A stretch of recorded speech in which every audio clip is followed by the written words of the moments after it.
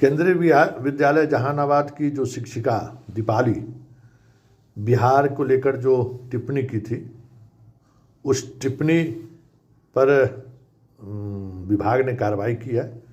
फिलहाल उन्हें निलंबित कर दिया गया है, लेकिन वो सवाल आज भी अपने जगह पर है। ठीक है, बिहारी अस्मिता की बात आप कर लीजिए, बिहारी स्वाभिमान की बात, बड़ी बड़ी बातें लोग कर रहे हैं। हमें भी लोग कटघरे में खड़े कर रहे हैं, हमसे भी सवाल कर रहे हैं। एक अभी लड़का एक फ़ोन करके अमर्यादित भाषाओं का इस्तेमाल भी किया।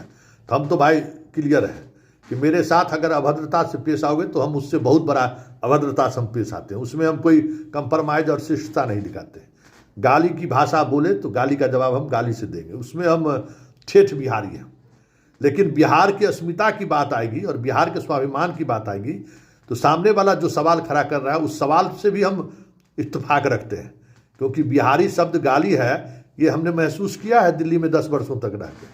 कोई महसूस नहीं किया होगा कि बिहारी शब्द कह के लोग गाली देते थे। वो भी दौर हम लोगों ने देखा है, महसूस किया। इसलिए बिहारी अस्मिता क्या है ये महत्वपूर्ण नहीं है। जिस दौर में हम लोग गाली सुनते थे उस समय में दिल्ली पुलिस का कमिश्नर भी बिहारी होता था, अधिकांश डीसीपी भी बिहारी हुआ करता था, और दिल्ली यूनिवर्सिटी में सबसे ज़्यादा फेल करने वाला भी बिहारी होता था और टॉप करने वाला भी बिहारी होता था। लेकिन आज वो स्थिति नहीं है। आज स्थिति ये है कि आप पढ़ाई छोड़कर जो धंधा कर रहे हैं ना, आप कहाँ हैं सो आप देख लीजिए। आप आज प्रतिभा में भी कहीं नहीं है, आप पढ़ाई में भी कहीं नहीं है। जो आपकी पहचान हुआ करती थी, जिसके सहारे आप गर्व करते थे, आज आप कहाँ हैं? आप आत्ममंथन कीजिए। यूपी के इतने छात्र छात्राएं कैसे आ गई हैं, बीपीएससी टॉपर कैसे मध्य प्रदेश का बिहार में हो रहा है। अगर बिहारी स्वाभिमान का यही पैमाना है तो शर्म से डूब मरिए।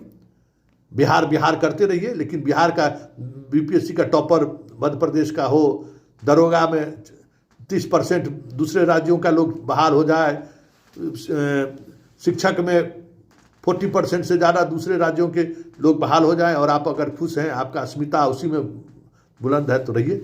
चलिए, कार्रवाई हुई है, ये खबर तो ज़रूर है।